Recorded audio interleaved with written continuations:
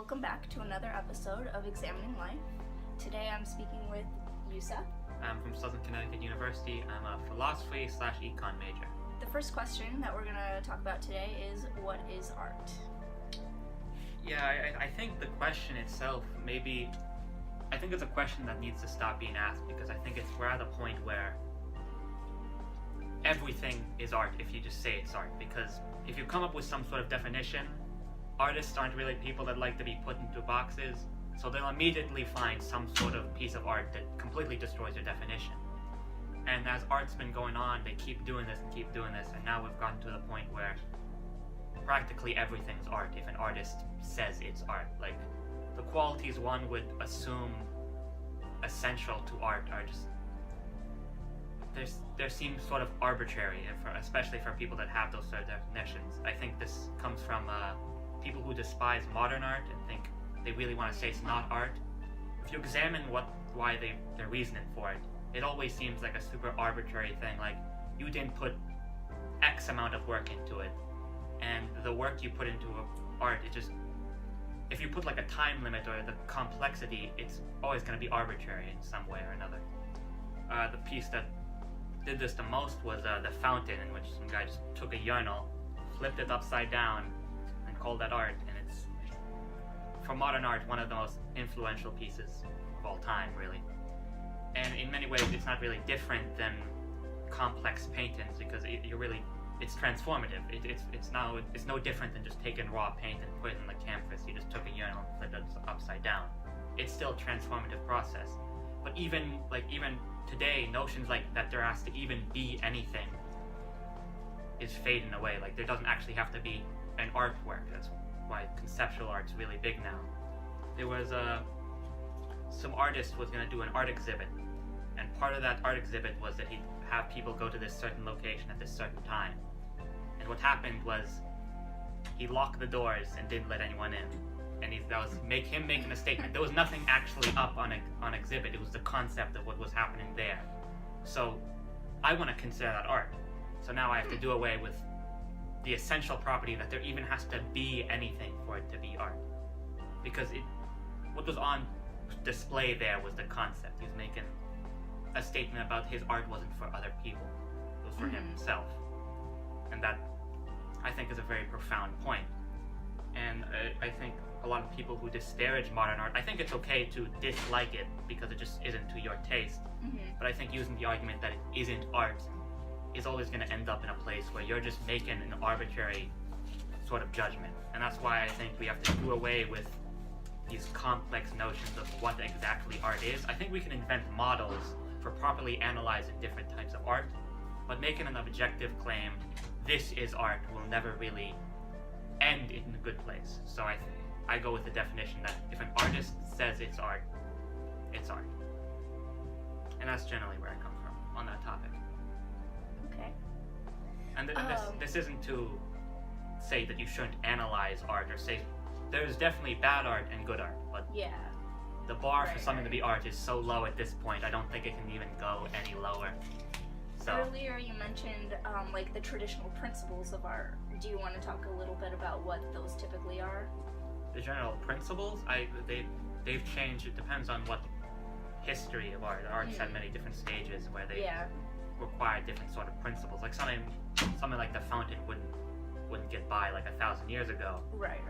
But it gets by now because the principles, as art has gone on, there used to be a standardization in what qualities you should look for in an artwork, but like I said, they degraded over time, and now it's... What did they used to be before they started degrading over time? It used to be, qualities in like painting, that there was a style that you had to do, that art was attributed to a certain artistic style. Okay. That like a certain type of painting, that's what you called art.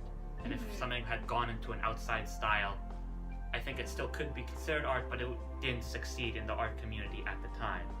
And our art community now has really given up all standards. And I don't want to say that's bad. I think there are really good points that it's making, and I've really turned around on this modern art thing. Because if you read a lot on it, it's fascinating, and it's not like that old art's gonna disappear. And I think people's movement to make these more shocking artwork instead of the ones that are like really beautiful to look at aesthetically is because we already have that stuff. Mhm. And now people just really want to do something new and something more interesting. And I think that's why the standards have completely gone, because I think what you go to an art exhibit for is something new, something you haven't seen before, and something interesting. Mhm. And I think that's what a lot of artists nowadays are trying to go for. It gets harder and harder over time because To create those new. to find something Interesting new and interesting pieces. Yeah. Okay. The second question that we're going to discuss is, what does it mean to live a good life? To begin and where I'm going with this is my interest in philosophy is really in aesthetics, and my biggest interest art-wise is narrative stories. Okay. And I really take that to heart in a lot of my philosophies, including my philosophy of the good life. Mhm. I think it's in the same way as you're building a narrative in a story. I think you have to view your life as a narrative, as part of this grand story, and your job is to make that story as interesting as possible. And over time, we know things that make stories interesting.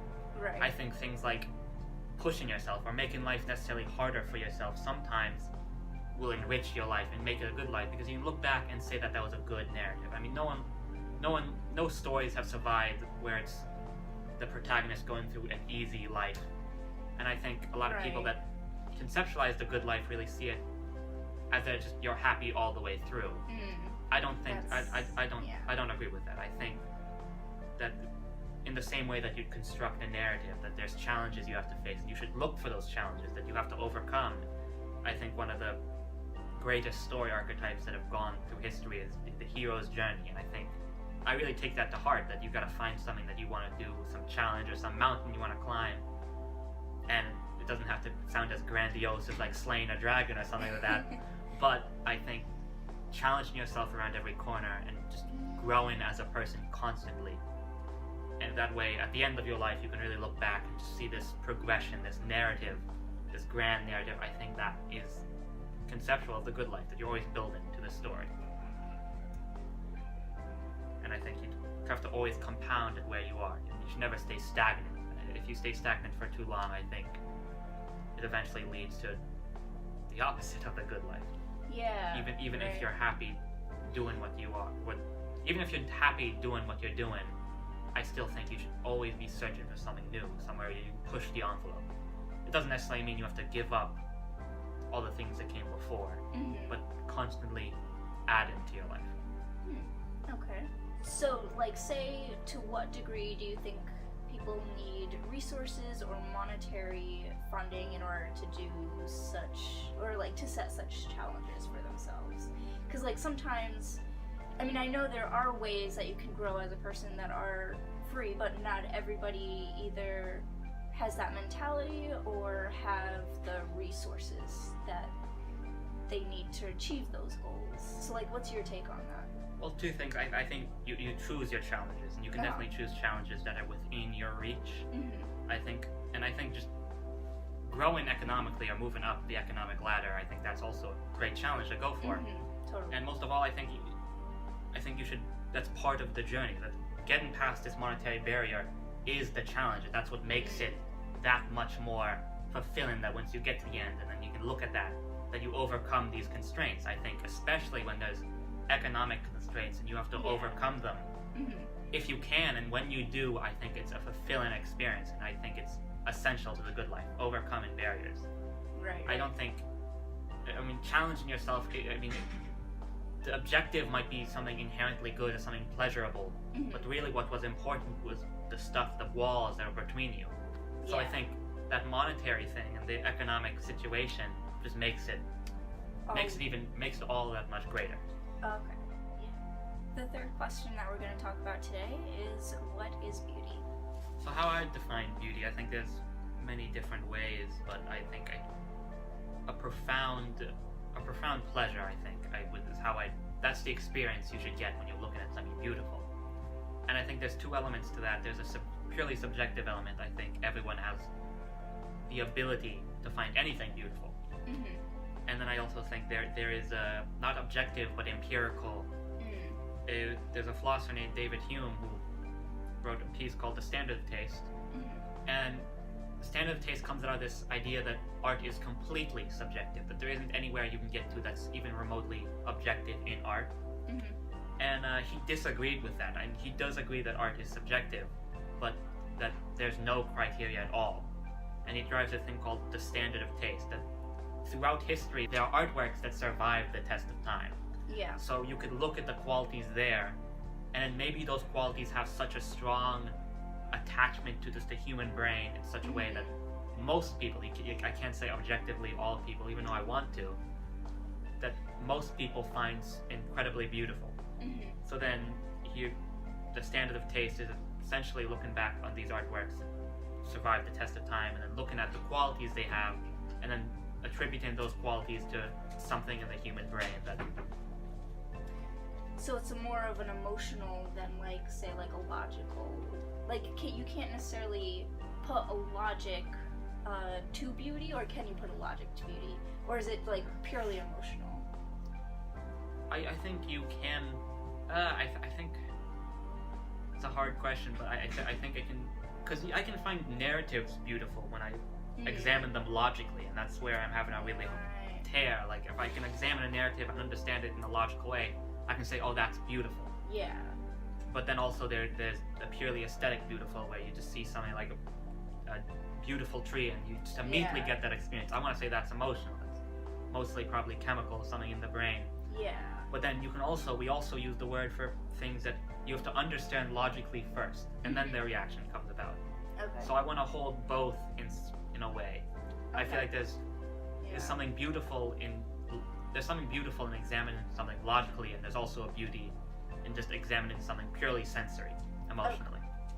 And I think we can have both those things. Thank you very much.